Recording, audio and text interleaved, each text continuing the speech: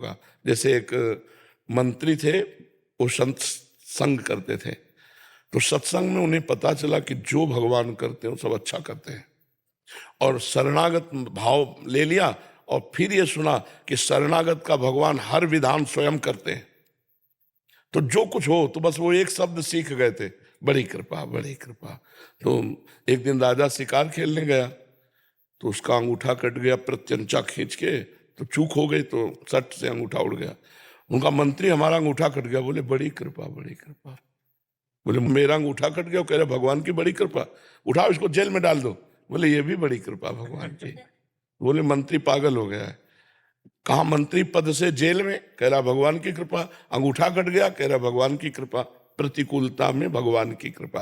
अब वो राजा थे, आज भी ऐसे ऐसे डॉक्टर हैं कि आपका हाथ कट जाए और कुछ समय है, उस समय तक यदि वो उसको, तो वो कार्यरत हो जाएगा। तो तुरंत अंगूठा उनका जोड़ा गया। वो तो वैद्य रहते थे, और वो कार्यरत कुछ दिनों में हुआ, और वो शिकार खेलने गए।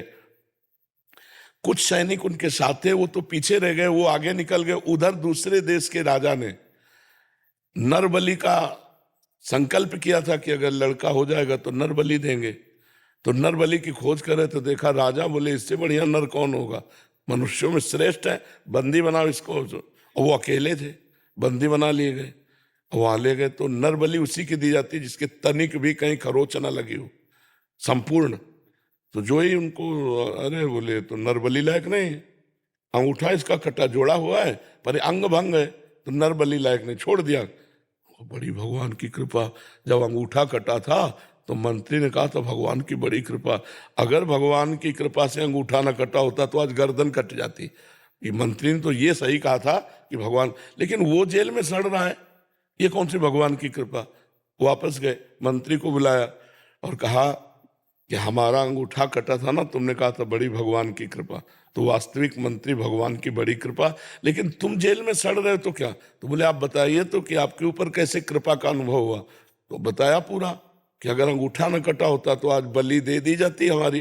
तो बोले महाराज हमारे ऊपर विशेष कृपा, क्योंकि मैं आपका मंत्री हूं। सैनिकों के घोड़े पीछे रह सकते थे, लेकिन मैं साथी होता और साथी पकड़ा जाता। आप तो अंगूठा कटने से बच गए, मेरी तो उड़ा दी जाती ना। तो मुझे भगवान ने जेल में। तो भगवान का हर विधान मंगलमय होता है, चूंकि पर्दे में रहता है इसलिए हम जान नहीं पाते। हमें लगता है हम जैसा चाहते हैं वैसा हो जाए तो मंगल है, भगवान ने जो चाहा तो वो हमारे अनुकूल नहीं पड़ा, ऐसा हम अल्प बुद्धि। लेकिन अगर फाइनल में देखें तो जो भगवान कर रहे वही हमारा मंगल विधान है। मंगल विधान भगवान के द्वारा, क्योंकि भगवान का नाम मंगल भवन अमंगलहारी। तो अमंगल कैसे हो सकता है? अगर हम ऐसा विचार करें तो हम जीत में भी प्रसन्न रहेंगे और हार में भी खुश रहेंगे। हम सुख में दुख में, लाभ और हानि में समान रहेंगे। समझ रहे हैं?